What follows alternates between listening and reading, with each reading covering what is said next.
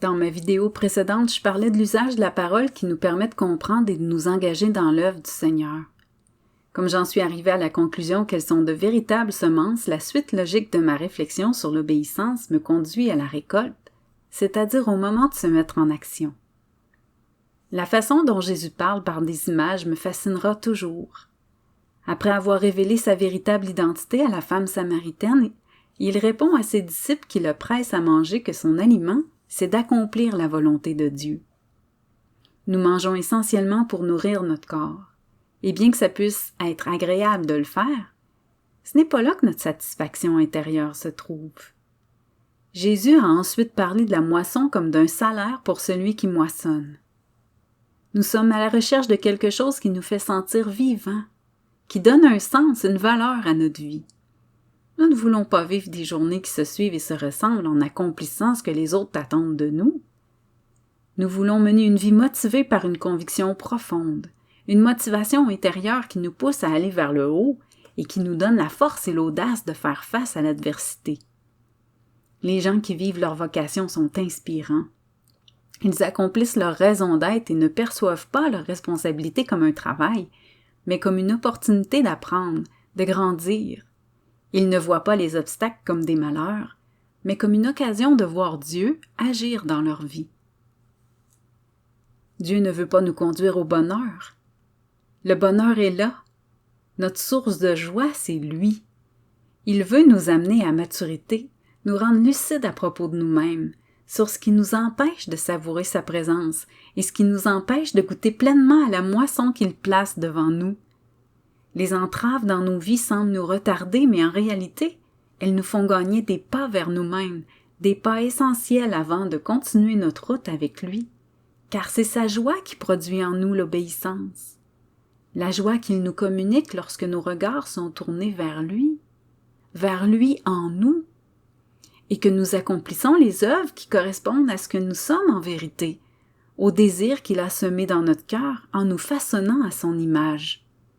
Nous portons alors du fruit par lui et pour lui, du fruit durable, notre nourriture, notre salaire, notre satisfaction intérieure, notre force motrice, la vie qu'il nous donne en abondance et qui se manifeste dans notre amour les uns pour les autres.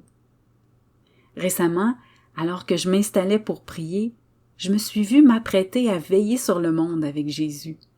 Il veut nous faire participer à sa gloire, à ce que sa volonté s'accomplisse sur la terre comme au ciel. À côté de lui, nous sommes si peu de choses.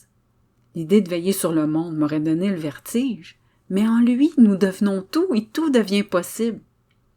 La compassion qu'il nous donne pour les autres n'est plus un fardeau lourd à porter, mais une source de motivation pour persévérer. Dieu n'a rien créé et ne permet rien inutilement. Nous avons tous une place de choix dans son cœur.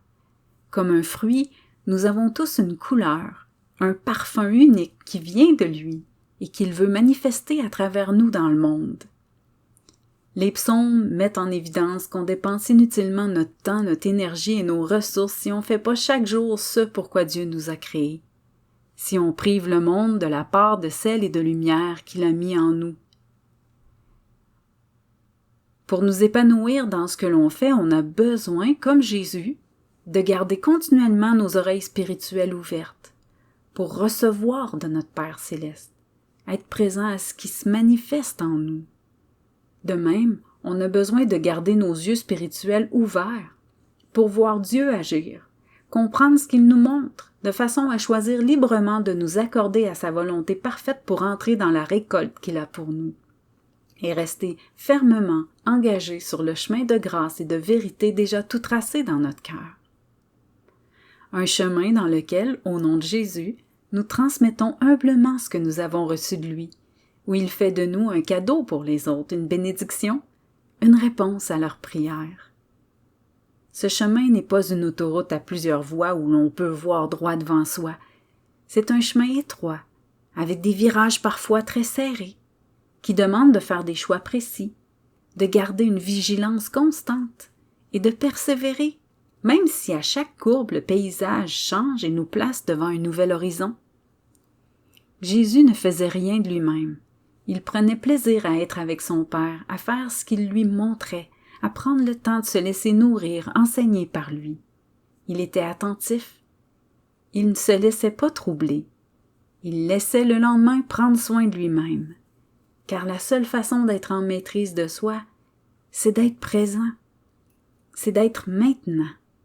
C'est d'être conscient de soi, conscient d'être le lieu de résidence du Père, un lieu d'adoration, de paix et de tranquillité, un lieu de refuge où il n'y a rien à craindre, sauf peut-être de ne pas l'habiter pleinement. C'est ce qui conclut ma réflexion sur les 3 aspects de l'obéissance.